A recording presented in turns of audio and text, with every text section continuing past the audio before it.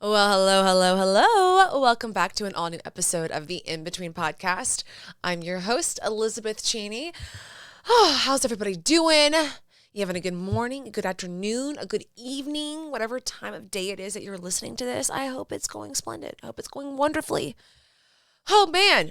Well, let's see. What are some updates in my life before we get started in this week's In Between? For starters, I'm not going to bring up the weather. I know, crazy. She's not going to talk about the weather the first part of the episode. Maybe that defeats the point by even acknowledging that, but still cold, still cold. There I go. I did it. I talked about the weather. All right, maybe that's just like how I intro the show because everyone is curious about how Atlanta, weather-wise, is doing. So, it's still cold, but hey, we're not frozen on the road, so there's that. Other thoughts, other news. So around the web, what's going on? Oscar nominations came out. And ironically, Barbie was not nominated for Best Director. Margot Robbie was not nominated for Best Actress, but Ken was nominated as Best Actor. Like I said, I know there are some levels of irony there. It's not lost on me. Maybe it's lost on the Academy, but everyone is talking about it. America Ferrera got nominated for Best Supporting Actress, and that's great. I'm not saying she didn't deserve that. That's amazing. But acknowledging the irony of the fact that Margot Robbie wasn't nominated, but besides that, the fact that Greta Gerwig wasn't nominated for Best Director and Barbie was literally incredible, whether or not you liked it or not. If you look at it from like a movie situation, like a cinema standpoint, and the way it connected and the little details and all the nuance, it was very impressive, very incredible. So it does seem like a slight dig that Greta at least wasn't nominated for Best Director.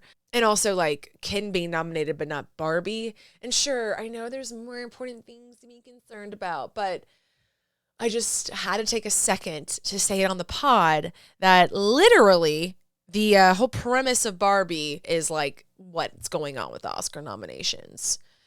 It's a guy's world, and even in Barbie's I guess takedown of the box office last summer, she still couldn't get a win, couldn't get a nomination. But anyways, just thought that was interesting. And again, this is not to take away from America Ferrera. Her monologue was Meryl Streep level acting. It was incredible. Incredible. But I mean, like, I'm sorry. Ryan Gosling was great. His facial expressions were all that in a bag of chips. But why not Margot? Why not Greta?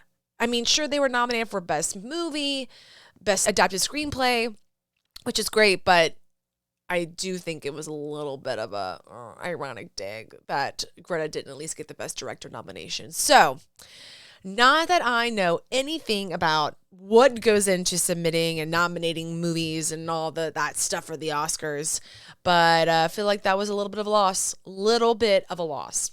In other entertainment news, I went to Tina Fey, Amy Poehler's show this past weekend. It was really, really fun. I wasn't really sure what to expect.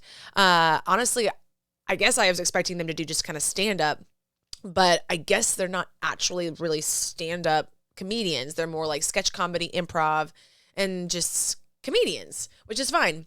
However, they started the show with just the two of them kind of doing sketch comedy, doing a little bit of script scenes, things like that. Then they each did their own stand up, and then they had a Q&A at the end. They were really funny, and I can confirm that Amy Poehler does laugh like a little gremlin in real life. It's like mildly creepy, but completely endearing. So that's great. It's like, okay, no, it doesn't sound like that. I'm just kidding. But anyways, it was really fun. It was a really great night. Side note, the Fox is always a great time, even though it's not necessarily my favorite venue because it's beautiful. I probably said this before in the pod. It's a beautiful venue, but there's just so many seats and a little bit of stage. And there's just, unless you're like right in the front or in the center, it's not ideal, but whatever. Maybe I'm just getting old and I can't see things anymore. I mean, gosh, partway through the show, I was thinking this would be so much more enjoyable if I had subtitles. God. I'm just getting there. It's not that I'm deaf or anything, but like I was talking to my girlfriends about this the other day. I was like, I don't know if it's my ADHD or what mental health issue, but now in conversation or out in public just whatever, where there's a lot of noise. For whatever reason, I cannot hear what you're saying. It's like my brain wants to focus on all of the background noise, all the other things going on. I don't know. It's very weird. And then you throw in like somebody talking on a mic, and specifically like mics on stages, which I don't know what those are, like what DLR, whatever kind of mic. Oh, DLR, I think that's a camera thing. I have no idea. But basically like the mic on a stage, yes, you can hear them, but there's almost like an echo, or it's just a little womp, womp, womp. I don't know. I'm just very sensitive, I guess. But I just can't hear. And I hear womp, womp, womp. It's like from Charlie Brown, like the teachers are womp, womp, womp, womp, womp, womp. Sometimes it's how it sounds. So there we go. That is my dilemma, my crises when watching a movie. Other updates, no home. There is that. That's okay. Like I said, I think it was last week. It's just a matter of opening up the app and then it working out in our favor. It's literally how I choose to look at it. Like, all right, no homes this week, no homes that week. But you know what? Maybe tomorrow will be different. Maybe I'm going to open up that app and boom, there's going to be a home that I haven't seen yet because it just popped up overnight and boom, it's my home. It could be like that. That's just, yeah. So literally looking at it with the glass half full. I have no prediction of where the house hunt's going to end, when it's going to just wrap itself up and it's all going to work out. But that is how I'm choosing to look at it. Other updates, other news, got some pod collabs. I know I've been like teasing that for months now, but then my dog died and life just got turned upside down. So that's just how it be sometimes. Just kidding. It's not like your dog dies all the time. And if it does, well, I'm really sorry. That's very unfortunate. And I hate that for you. But I do have a lot of the collabs scheduled. Like this weekend, I'm doing a pod swap. Next Monday, I'm doing a pod swap. The following weekend, I'm doing a recording. The following weekend after that, I'm doing a recording. Maybe do a pod swap after that. Just so much, and it's great. But I'm a little like, oh my God, I'm overwhelmed. You know what's so funny? This past weekend, Stan's like, well, it was how I just sang to you. I was singing, if you will, which does happen quite frequently on a daily basis in my life. Believe that, if you will. And Stan's like, is there just like a musical going on in your head full time? Like, do you live your life like a musical? And I looked at him and I was like, I feel so seen. Thank you, babe. And absolutely. If I could live in some reality where I could break out in song and dance at all times, bonus points when fellow patrons join me in said song and dance, that would be my heaven. That would be amazing. Like literally right now, I could just jump out, song and dance, and then you're in your car listening to this and you're singing with me because you know the words. Oh, the In Between podcast. Yeah, like that would be so ideal. So yes. Is there a musical going on in my head at all times? Pretty much. Let's just choose to believe that. I like thinking like that. And I just also want to say how impressive I am that I can accomplish and do all that I do on a given day while simultaneously having a full-blown production going on in my head. Full song, full dance, full music. That's impressive. Maybe that's severe ADHD. I don't know. Maybe this is also why I can't sleep. But at least she's entertained. At least she is entertained. Speaking of entertaining, I have been the self-queen care this week. You know, really, I'm really doing good. Like with my habits, routines, like I always say get back on the horse. I need a new metaphor, a new thing. I was trying to think of like what grammar, what like English term I'm trying to use. It's not simile. I'm very ignorant when it comes to grammar, which that's okay. That's neither here nor there. Well, actually, I should admit that. Like, I'm actually very, very bad with grammar. Not a great speller. Thank God for spell check. But I was like writing a email yesterday and I could not for the life of me think about, was it either or neither? Which one do I use? Actually, what's the rule behind that? So then I Googled it. Thank goodness for Grammarly. And I got the answer I was looking for, in case you were curious. That's great. No longer a moron. But the amount of times that I will Google things to understand, well, which word do I use here in this context? Which comma? God, commas. I feel so stupid when it comes to commas. I feel like I have forgotten everything that I learned in middle school when it comes to commas, other than like prepositional phrases. But anyways, back to what I was saying. The amount of things that I will Google on a grammar level is embarrassing. And I'm sure all of my middle school high school. English teachers would be very, very disappointed in me. But you know what? I'm not an English major. I don't claim to be. Okay. And that's just the way the cookie crumbles. So we all have our strengths and we all have our weaknesses. And grammar and financial planning are two of mine. Oh, but anyways, where was I about the entertainment, self-care, blah, blah, blah, back to my habits and routines. So yeah, I've been taking care of myself. This is great. I'm so happy. This past weekend, I literally did a face mask and a hair mask, which I've never done a hair mask. I've been trying to do that whole thing where like you kind of train your hair and you don't wash it all the time, which sounds really gross, but like you're not supposed to wash your hair every single day. So I have these like I have different products that I'll use in between washes, especially after like a really hard workout or something like that. Anyways, I got this hair mask and it smelt heavenly. And I did it a few days ago and oh my God, like my hair is still so soft. It smells so good. And I mean, I've worked out a couple times. Like I've taken like my little in between, I don't know why I'm doing like quote marks, in between showers, which is literally a shower. I'm just not washing my hair. So I'm very impressed. And the reason my hair is pinned back right now is because my bangs are so freaking long at the moment that I just did not want to deal with styling them. But, you know, a slip back look is cute, you know, that little middle part. So I'm actually trying to get my bangs cut this weekend. So hopefully that will happen. Hopefully that will happen. But yeah, that's all the thoughts and the updates and what's going on in my world. Pissed about Barbie Oscar nominations. Went and saw Tina and Amy. It was great. Full-blown musicals in my head at all times. Pod swaps, pod collabs, out the yin yang. Which, side note, I am going to be so exhausted after this weekend between the 2 on Saturday and then the 2 on Monday. Woo. Present me is thinking about future me, and I'm already ready to take a nap. I am ready to take a nap, and there's nothing wrong with that. I'm not going to let it spiral my anxiety. I am processing this on the pod as we speak. It's all good. But I am just thinking, I'm going to hit a wall. That's okay. Just going to have to take it easy up until that point. Moving on. Lots of energy today, my friends. Lots of energy. I do have a point for today's episode. Not that there's not a point at every episode, but I wanted to talk about, this is about to sound so cheesy, but the power of words. Oh, well, who are you, a philosopher, Elizabeth? Obviously, words are important. Words are powerful. You know, younger, you'd hear the phrase, sticks and stones may break my bones, but words will never hurt me. And, you know, I used to say that to the bullies in elementary school when I was younger, and I would tell myself that. But in reality, that is the ultimate gaslighting because words really do hurt. Like words, like we internalize words.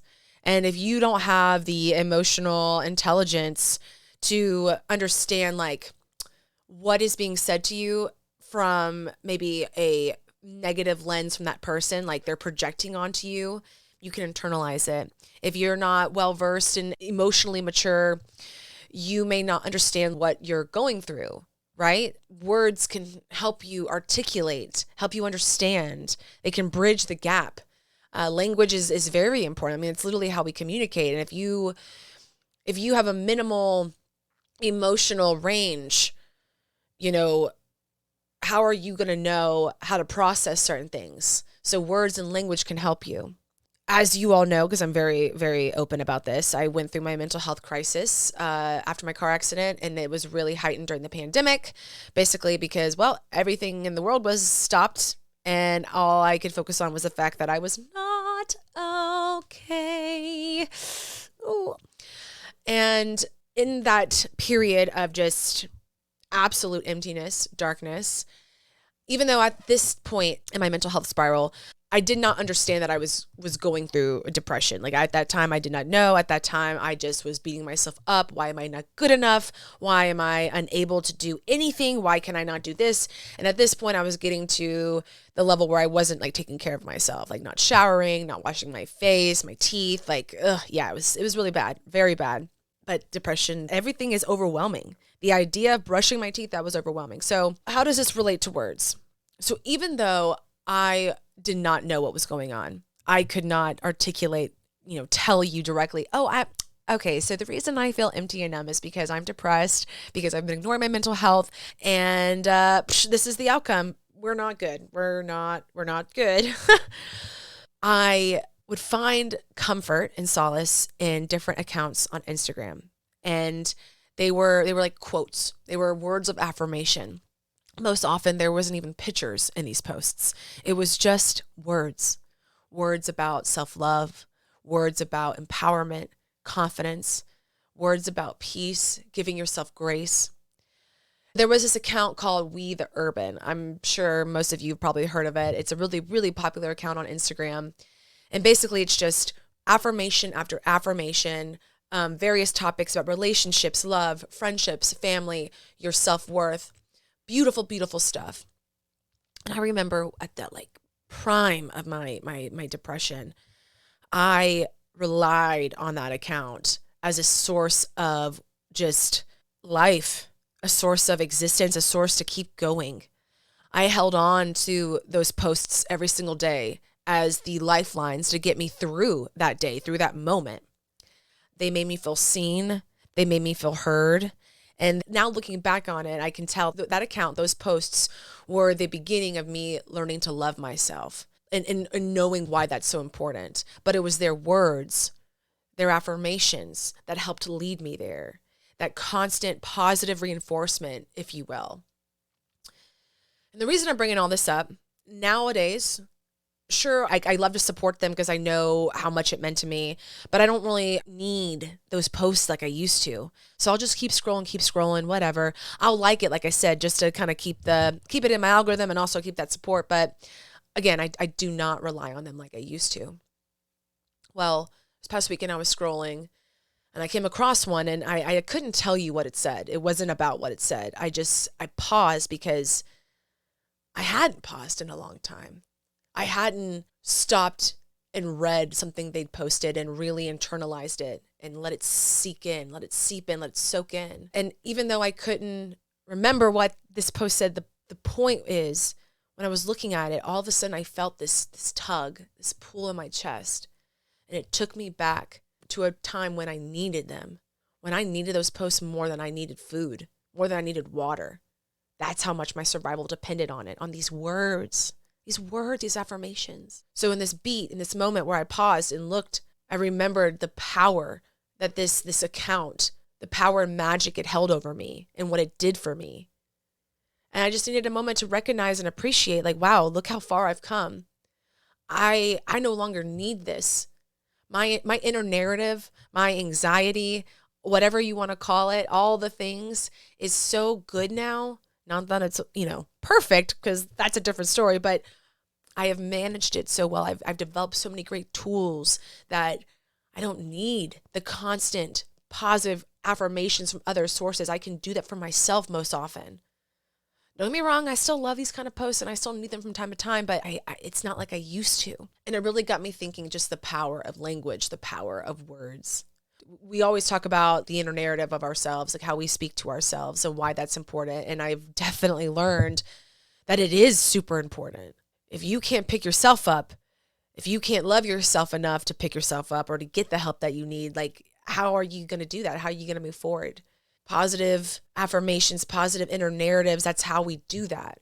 I remember during this time when I was just mentally unwell, so to speak, and even before the car accident, when I first started having this idea of, like, not even necessarily a podcast, but something more out there for me, like a dream job, if you will. What is this dream job?